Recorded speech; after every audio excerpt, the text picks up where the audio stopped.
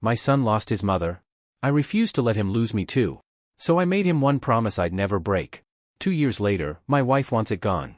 Saying it hurts her daughter and destroys our family. But some promises aren't meant to be compromised. And some lines aren't meant to be crossed. Now she has to decide what matters more, or lose me. The Promise. A story of love, loyalty, and the price of betrayal. Chapter 1. The night everything ended. The hospital corridor smelled of antiseptic and quiet grief. Nathan Hale sat in a plastic chair outside room 214, his elbows on his knees, his face in his hands, listening to the monitor beyond the door slow, then stop. He did not cry. He had run out of tears 2 weeks ago, somewhere between the second surgery and the third prognosis that meant the same thing as the first. Sarah was gone. His wife of 11 years. The woman who laughed too loudly at her own jokes and made terrible coffee and kept every birthday card anyone had ever sent her in a shoebox under the bed. Gone at 34, taken by a cancer that moved faster than medicine could follow. He heard a small sound behind him. He turned. His son, Eli, 7 years old, already too quiet for his age, stood in the doorway of the family waiting room, clutching a stuffed bear with one ear missing. His eyes were dry. He had understood something no child should understand. "Daddy," Eli whispered. "Is she not coming back?" Nathan crossed the space between them in 2 steps and gathered the boy against his chest. He felt the small shoulders tremble, not from crying, but from the effort of not crying. "No, Bud," Nathan said, his voice barely a sound. "She's not coming back." They held each other for a long time in that terrible corridor. And then Eli looked up, those dark eyes so much like his mother's it was a wound, and said, "You won't leave too? Promise?" Nathan Hale looked at his son for a long moment. He thought of every promise he had ever made and broken. He thought of how cheap promises were, how easily they dissolved in the acid of circumstance. He thought of all of that. Then he made one anyway. "I promise," he said. "I will never leave you. Not for anything. Not for anyone. That is the one promise I will never break." He meant it with every molecule of his ruined heart. Chapter 2. The years that followed. For 18 months Nathan lived only for Eli. He learned to braid hair, badly at first, then better. He made school lunches shaped like dinosaurs. He stayed awake past midnight reading grief counseling books with a flashlight so Eli wouldn't see him worried. He was not a perfect father. He was a present one, which sometimes matters more. The promise became something physical between them, a ritual. Every night when Nathan tucked Eli in, the boy would say the promise and Nathan would say the promise back, like a prayer, like a seal. "I will never leave you. Not for anything. Not for anyone." People told Nathan he needed to move on. He ignored them. Moving on felt like abandoning Sarah in a way he couldn't explain. But grief, left undisturbed, eventually finds its own door. Her name was Claire Mercer. She arrived in his life the way most important things do, sideways, when he was looking elsewhere. She was at his neighbor's barbecue, standing alone by the fence, drinking lemonade and looking like she was planning an escape route. He admired that. He introduced himself. She raised one eyebrow and said, "You're the one who teaches Eli to braid his stuffed bear's fur." Word travels in suburbs. He laughed for the first time in a long time. It surprised him, a small, forgotten reflex, like a light switching on in an empty house. Claire was recently divorced. She had a daughter, Mia, who was 10 and fierce and read constantly and did not trust easily. They dated carefully, slowly, the way adults who have been burned move toward warmth. Eli was cautious. Mia was hostile. Both were understandable. 1 year later, Nathan proposed. Claire said yes. Both of their children were silent on the subject. It should have been a warning. It wasn't. Chapter 3. The Promise That Lived on the Wall. Before Claire moved in, Nathan had done one thing he did not ask permission for. He had a woodworker, an old man named Gerald who smelled of sawdust and made furniture that lasted, carve a small plaque. Maple wood. Clean letters.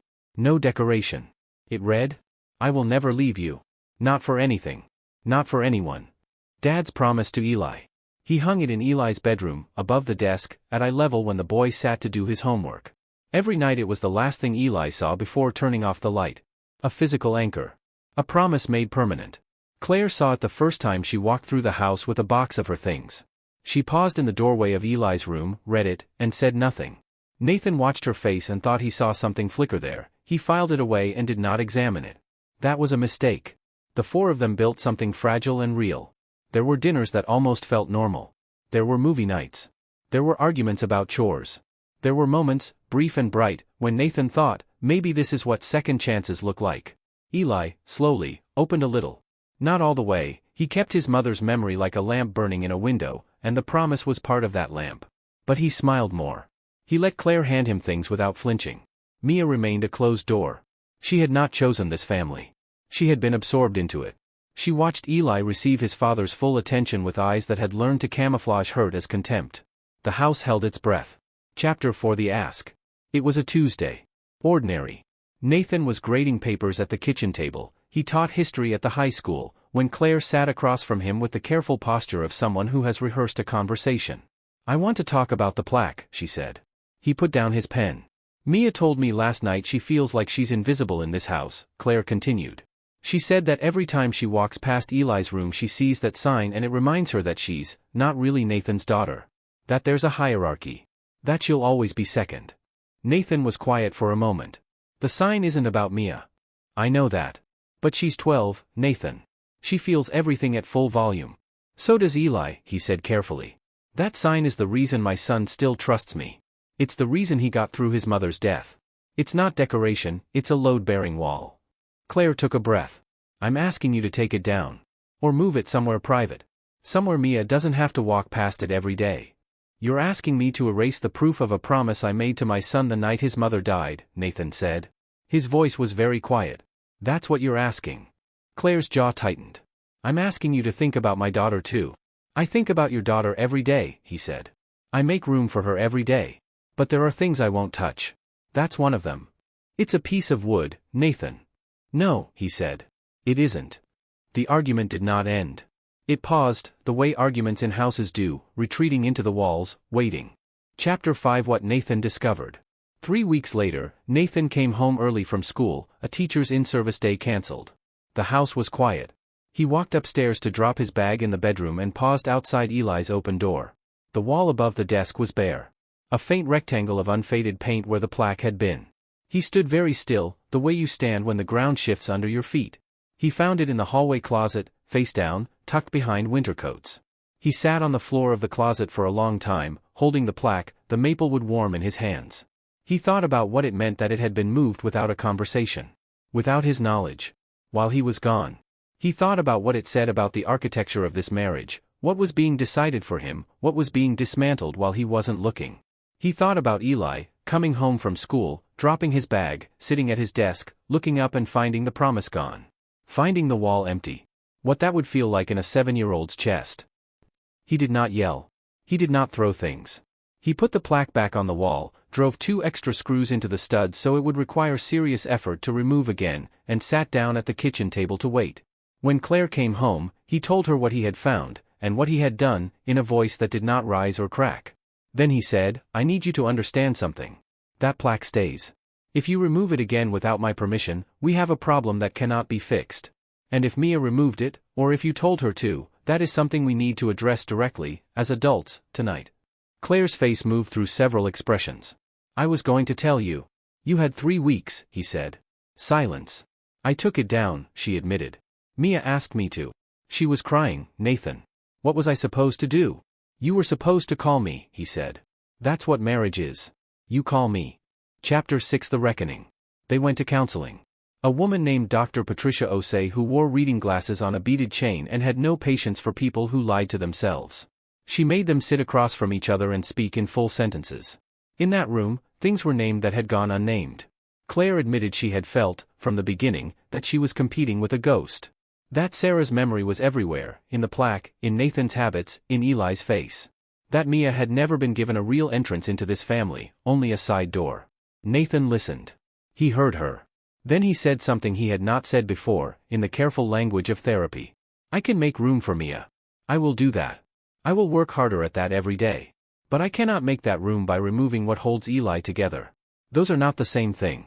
Loving your daughter does not require me to diminish my son's grief." Dr. Osei asked Claire directly, what would taking down the plaque actually solve? There was a long pause. Mia would feel less invisible. Or, Dr. Osei said, she would feel that her pain can make things disappear. That she has the power to erase. Is that the lesson? Claire had no answer for that. Then Dr. Osei asked Nathan, what would it cost you to make a second plaque? One that acknowledges Mia, not the same words, but a gesture of permanence, of belonging. Nathan looked at her for a moment. Then something in his face opened. "Nothing," he said. "It would cost me nothing." He had not thought of it. He had been so focused on guarding the wall that he had not thought about building a new one. Chapter 7 The Revenge That Was Never the Point. Nathan went back to Gerald the woodworker. He told him the whole story. Gerald listened without interrupting, which Nathan appreciated. Then Gerald said, 2 plaques? Nathan said yes. Then Gerald said, I'll make them a matched set? Same wood, same hand, same weight. So they look like they were always meant to exist together. The second plaque was different. It didn't copy the promise. It wasn't Nathan's place to promise Mia what he had promised Eli. Instead it read something true. You walked into this family like it was already burning. You stayed anyway. That's the bravest thing I've seen. This house is yours too, Nathan. He hung it in Mia's room while she was at school. He did not tell Claire.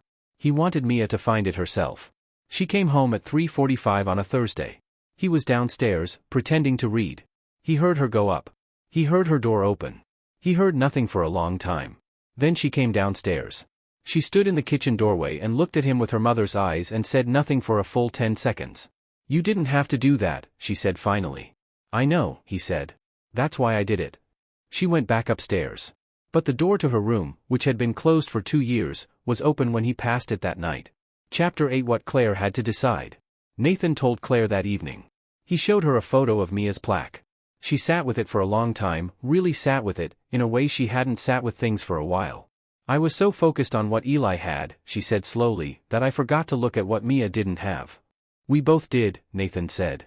In different directions. Claire looked up. I'm sorry I took it down without telling you. I was trying to protect her, but I went around you, and that wasn't right. It was the first clean apology in months. He received it.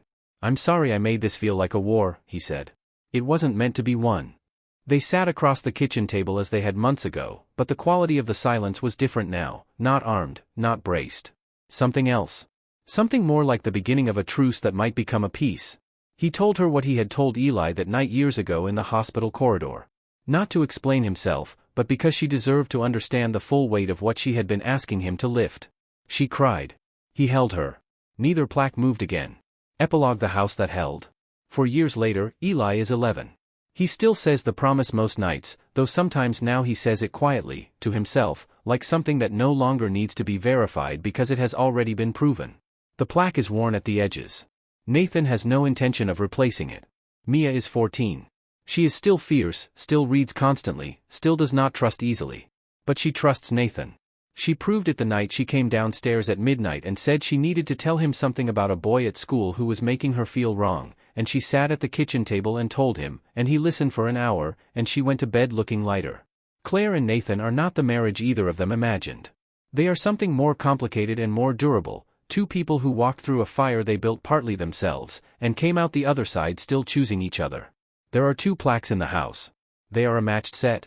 Same wood, same hand, same weight. Visitors sometimes notice them and ask. Nathan says, one is a promise I made. One is a truth I owed.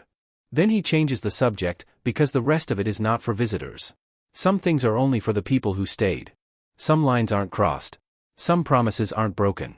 Some families are built from the wreckage, and that is enough.